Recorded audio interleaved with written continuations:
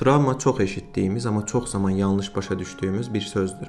Əslində bu söz Yunan dilindən gəlir və mənası yara, zədə deməkdir. Psixoloji travma isə ruha, yəni psixikamıza düşən yara mənasını verir. Günümüzdə insanların bir çoxu yaşadıkları mənfi hadisələri psixoloji travma ilə açıqlamağa başlayıblar. Yəni uğursuz bir münasibət, alınmayan işlər, motivasiyanın az olmasını sanki bu mənim travmamdır deyərək vəziyyəti izah etməyə çalışırlar. Amma burada bir sual yaranır. Bunların hamısı travmadırmı? Çünki hər kəsin həyatında mənfi təcrübələr var. Biz hansını travma, hansını normal hadisə adlandırmalıyıq? Gəlin bu məsələni bugün daha dərindən analiz edək. Bəs psixoloji travma necə yaranır? Psixoloji travma bizim düşündüyümüz kimi yalnız böyük fəlakətlərdən yaranmır. Bəli, biz uşaq vaxtı və ya yaxın keçmişdə yaşadığımız hər hansı itki, yaşadığımız qəza və ya zorakılıq hadisəsi psixikamızda travma kimi qalmış ola bilər. Amma bəzən də çox kiçik, adi hesab elədiyimiz hadisələr də psixoloji travmaya çevrilə bilir. Əslində beyin üçün hadisənin böyüklüyü yox, həmin təcrübəni yaşadığımız zaman keçirdiyimiz hissin intensivliyi vacibdir. Əgər hissin dərəcəsi çoxdursa və psixikamız həmin hissi həzm edə bilmirsə, bu artıq travmanın başlanğıcı hesab oluna bilər. Və biz istənilən yaşda travma alırıq və ola bilər ki, o travmanı unudaq, amma beyin və bədən hadisəni unutmadığı üçün o hissi yenidən hər hansı bir oxşar vəziyyət yaşadığı zaman həmin hissi yenidən aktivləşdirə bilir. Psixoloji travmanı daha yaxından başa düşmək üçün onu fiziki travma ilə müqayisə eləyəcəm. Gəl sadə bir nümunəyə baxaq. Tutaq ki, sən ayağından hər hansı bir zədə almısan və ayağında yara var. Nə qədər ki addım atırsan, ağrı hiss eləyirsən. Amma hansı ki ayağındakı yara sağalırsa, artıq sən həmin yaranı xatırlasan da və ya addım atsan da ağrı hiss etmirsən. Eynən psixoloji travma da belədir. Əgər biz psixoloji travma almışıqsa, amma yenidən ona məruz qalıb, onunla üzləşmişiksə və beynimiz həmin travmanı hissizləşdiribdirsə, artıq o hadisəni yenidən yaşasaq da ağrı hiss etməyə bilirik. Yəni özümüzü mənfi hiss etmirik. Bu artıq beynin travmanı həzm etməsi deməkdir. Yəni həmin hadisə psixoloji travma olmaqdan çıxıb sadəcə bir xatirəyə çevrilib. Amma yox, əgər psixoloji travma hissizləşməyibsə və ya onunla üzləşmə olmayıbsa, yəni yara açıq şəkildə qalıbsa, həmin hadisəyə bənzəyən başqa bir hadisəni biz yaşadığımız zaman həmin yara yenidən qanamağa başlayır və biz yenidən həmin dövrdəki ağrını hiss edə bilirik. Yəni əgər sağalmayan yara bir açıq psixoloji travmamız varsa, o keçmişdə qalmasına baxmayaraq bu gün də bizi yönləndirib qərarlarımıza, davranışlarımıza, münasibətlərimizə təsir edə bilir. Beyin travmanı necə saxlayır və niyə yenidən ağrı verir?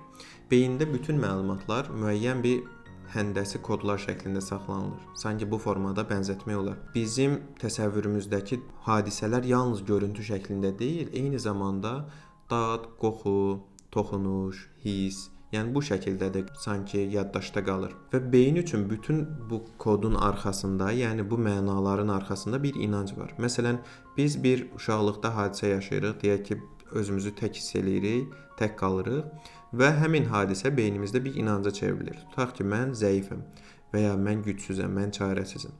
İllər keçir, biz güclənirik, zaman dəyişir, amma hiss dəyişmir. Əgər gələcəkdə yenidən həmin hadisəyə bənzər hadisə yaşadığımız zaman bir nəfərin tutaq ki, bizə qışqırması və ya bizi sıxışdırması bizdə yenidən eyni hissləri aktivləşdirmiş ola bilir və biz yenə də eyni travmanın ağrısını yaşamış ola bilirik.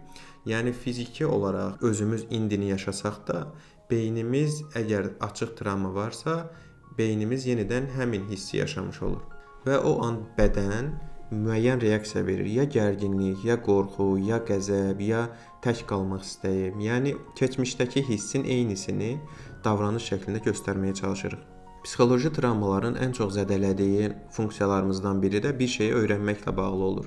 Hansı ki, biz əgər bir şeyi öyrənməyə başlayanda ilk addımlarımız əgər mənfi olaraq başlayırsa, bizim beynimiz həmin məlumatları bloklaya bilir və biz sonra istəsək də artıq onu öyrənə bilmirik. Məsələn, hər kəsin uşaqlıqda öyrənə bilmədiyi hər hansı fən olur. Tutaq ki, olsun riyaziyyat. Sənin əgər riyaziyyatla bağlı bir öyrənmək çətinliyin varsa və onu sevmirsənsə, şübhəsiz ki, analiz eləyəndə məlum olur ki, sənin eyni zamanda ilk sənə riyaziyyat fənnini keçən müəllimi də sevmirdin. Və analiz eləyəndə ortaya çıxır ki, niyə? Çünki müəllim kobuduydu və ya müəllim haqsız davranırdı və ya müəllim sənə qışqırırdı və yalnız müəllimlə bağlı olmaya bilər, başqa səbəblər də ola bilər. Və nəticədə sən hər dəfə o fənnə məruz qaldığın zaman mənfi hiss etdiyin üçün beynin riyaziyyat fənnini belə kodladı.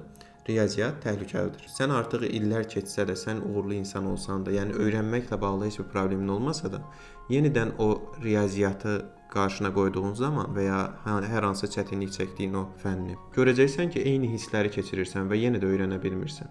Yəni ən sadə materialları belə qəbul edə bilmirsən. Bunun səbəbi zəkanın çatmaması deyil, sadəcə sən ona məruz qaldığın zaman eyni hisslərin aktivləşməsi ilə bağlıdır. O hisslər aktivləşdiyi üçün, yəni həmin anda beyin bu hadisəni təhlükəli gördüyü üçün, səni qorumaq üçün həmin məlumatları bloklamağı seçir. Və blokladığı üçün ən sadə məlumatlar belə beyninə daxil ola bilmir. Bunların hamısını nəzərə alaraq başa düşülür ki, əslində psixoloji travma yalnız keçmişdə yaşanıb, keçmişdə qalan hadisə deyil, o dolayı yolla bizim bu günümüzə təsir edən hadisədir. Və nəzərə almalıyıq ki, istənilən travma beynimiz üçün müəyyən bir inanc daşıyır və biz onu müəyyən metodlarla həll edə bilərik. Əgər psixoloji travma almışıqsa, müəyyən vaxt ərzində gözləməliyik ki, o travma öz-özünə hissizləşsin. Əgər hissizləşmirsə, yəni ağrı verməyə davam edirsə, professional dəstək ala bilərik. Amma nəticədə bunu heç vaxt unutmamalıyıq ki, bizim ağır travmalarımız olsa da, heç vaxt onlarla barışmalı deyilik. Yəni düşünməməliyik ki, mənim ağır travmalarım var və mən heç vaxt dəyişməyəcəm. Yəni travmanın həyatımıza mane olması ilə barışmalı deyilik. Çünki bizim gizlətməyə çalışdığımız, üstündən keçdiyimiz travmalar əslində heç də gizlənmir. Sadəcə formasını dəyişdirərək həyatımızın bir hissəsində yenidən qarşımıza çıxır.